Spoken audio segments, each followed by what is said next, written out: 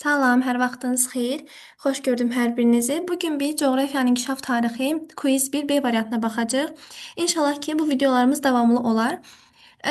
Qeyd edim ki, videonu işləməmişdən qabaq, yəni üstündə cavablar qeyd olunmayıb. İstəsəniz videonu durdurub cavabını tapıb daha sonra izahına baxa bilərsiniz. Ümid edirəm ki, mövzunu tam şəkildə əhatə etmişəm. Vaxt itirmədən keçək suallarımıza.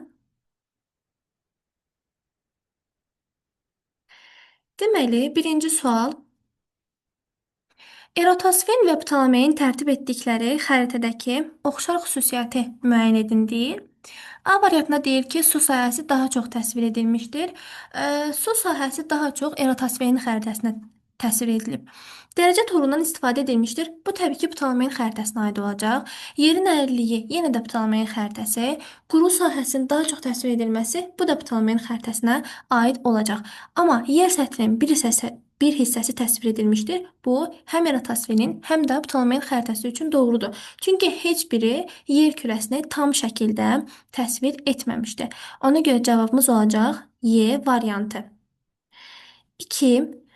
Doğru fikir müəyyən edin deyir. Şərqdə ilk dəfə gildən qlobusu Martin Behaim düzəltmişdir.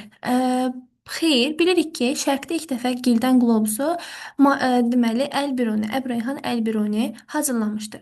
B variantında Ptolemey heliosentrik sistem nəzəriyyəsinin müəllifidir. Heliosentrik sistem nəzəriyyəsi Nikolay Kopernikə aiddir. Ptolemey isə geosentrik sistem nəzəriyyəsini irəli sürmüşdür. İpək yolu üzərində yerləşən ərazilər ölkələr haqqında zəngin məlumat Mahmud Qaşqari vermişdir. Mahmud Qaşqari türk xalqlarını öyrənib, türk xalqlarının dilini, lüğətini, ədəbiyyatını və s. Amma İpək yolu üzərində yerləşən ölkə və şəhərləri Marco Polo öyrənmişdir.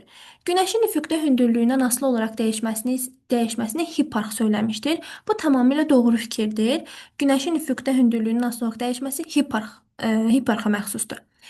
Reyhan Əlbiruninin hazırladığı qlobus yer alması adlanırdı. Bu yanlışdır. Yer alması Martin Behaimin hazırladığı qlobusa aiddir. Cavab D variantı olacaq. Üçüncü sual. Uyğunluğu müəyyən edin deyir. Deməli, səyahətini şərq istiqamətinə aparıb, həm Xristofor Kolomb, həm Magellan səyahətini qərb istiqamətində aparıb. Çünki onlar fikirləşirdilər ki, qərbə doğru gedib Hindistana çata biləcəklər. Amma Vasco da Gama elə şərq istiqamətində səyahət edib. Deməli 2A.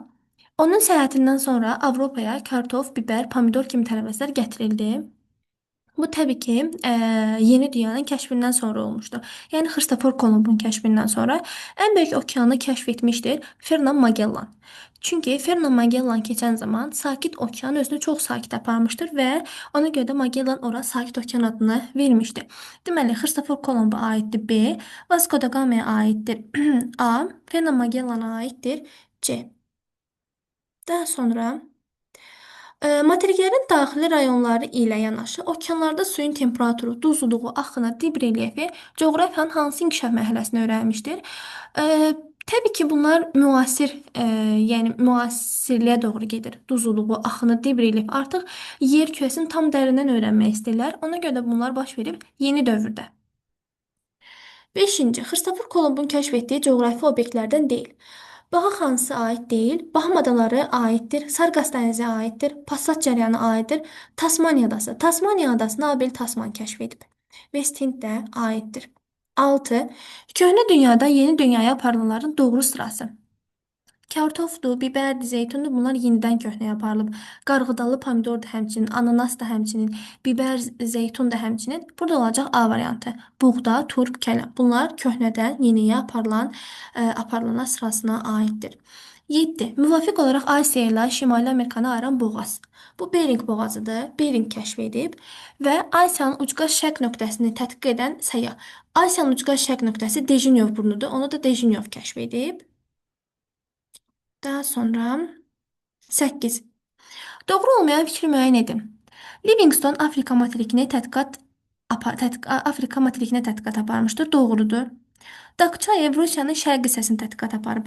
Rusiyanın şərq hissəsində yox, Avropanın şərq hissəsində. Yəni Şərqi Avropada. Bu da eləyir Rusiyanın qərbi. Rusiyanın qərbi, amma Avropanın şərqi. Qısaca Şərqi Avropada. Yəni bu fikir səhvdir. Ona görə biz bunu götürürük. James Cook Avstraliyanı kəşf edib, bəli. Humboldt Ant dağlarını öyrənib, doğrudur. Yanson Avstraliyanı ada hesab edib, tamamilə doğrudur. 9. Dreyf stansiyaları hansı okeanın öyrənməsində iştirak etmişdir? Təbii ki, Şimal Buzlu okeanına aiddir. Okeanların bir-biri ilə əlaqəsi olma fikri hansı səyahətin nəticəsidir? Deməli, biz demişdik ki, Magellanın dünya səyahətindən sonra həm okeanların bir-birinə əlaqəsi olma fikri, həm də ki, yerin kürə şəklində olması fikri praktik cəhətdən sübut edilmişdi. Ona görə də burada cavab A variantı olacaq. Doğru olmayan fikir soruşur yenə də bizdən. Mərkəzi və Cənubi Amerikadakı vulkanları Humboldt öyrənmişdir. Tamamilə doğrudur. Antarktida materikini Bellinghauser Lazarev kəşf etmişdir. Doğrudur. Vityaz tədqiqat gəmisinin səyahətindən sonra okeanologiya elmi sürətlə inkişaf etmişdir. Vityaz tədqiqat gəmisi Mariana çökəkliyini öyrənmişdi. Amma okeanologiyanı öyrənən Challenger tədqiqat gəmisidir. Bizdən də doğru olmayan soruşduğuna görə burada C variantı olacaq doğru. Robert Piri Şimal coğrafi qütbünü fəth edib. Doğrudur. Y variantı. Alexander Humboldt ikinci səyahətini Bon planla etmişdir. Bu da təbii ki doğrudur. Daha sonra 12-də Hacı Zeynalabdinin səyahət etdiyi, Hacı Zeynalabdin Şirvani səyahət etdiyi ərazilər müəyyən edin deyir. Təbii ki, Şimali Asiyada olmayıb. Şimali Avropada da olmayıb. Şərqi Avropada da olmayıb. O, Cənubi Asiya, Cənub-Şərqi Asiya, Cənub-Qərbi Asiya, Efiopiya isə də Kanar adalarında səyahətdə olub. 1, 4, 5. Cavab Y variantı. 13. Azərbaycanda olmuş məşhur səyyahlar Tur Heyerdal olub, bəli, Abşeronda olub. Nikitin olub. Livingston Afrikada olub. Duma olub. Kopernik heliosentrik nəzəriyyənin banisidir. Humboldt da Cənubi Amerikada olub. 1, 2, 4 olacaq A variantı. Daha sonra 14-cü sual. Aşağıdakı fikirlərin kimə aid olduğunu müəyyən edin deyir. Yerin fırlanması və ölçülərini müəyyən etmişdir. Coğrafi məntəqələrin koordinatlarını vermişdir. Təxminən 256 məntəqənin. Astronomik hesablamalar aparmışdır. Bu fikirlərə aiddir Nəsrəddin Tusiyə. Daha sonra qanun uyğunluğu davam etdirin. Riyazi coğrafiya, tibbi coğrafiya, siyasi coğrafiya, təbiəti mühafizə. Düşünün görün burada hansısa qanun uyğunluq var. Deməli, diqqətlə baxsaq, görərik ki, hər biri coğrafiyanın yeni sahələridir. Yəni, siyasi, fiziki heç bir önəmi yoxdur. Yeni sahələrdir. Ona görə də biz variantlardan coğrafiyanın yeni sahəsini axtarmalıyıq. Cavab olacaq rekreasiya coğrafiyası. 16. Obyekt və hadisələrin planlaşdırılması, layihələşdirilməsi hansı metod vasitəsilə həyata keçirilir? Planlaşdırma, layihələşdirmə varsa ağlınızda riyazi statistikanı tutun. 17.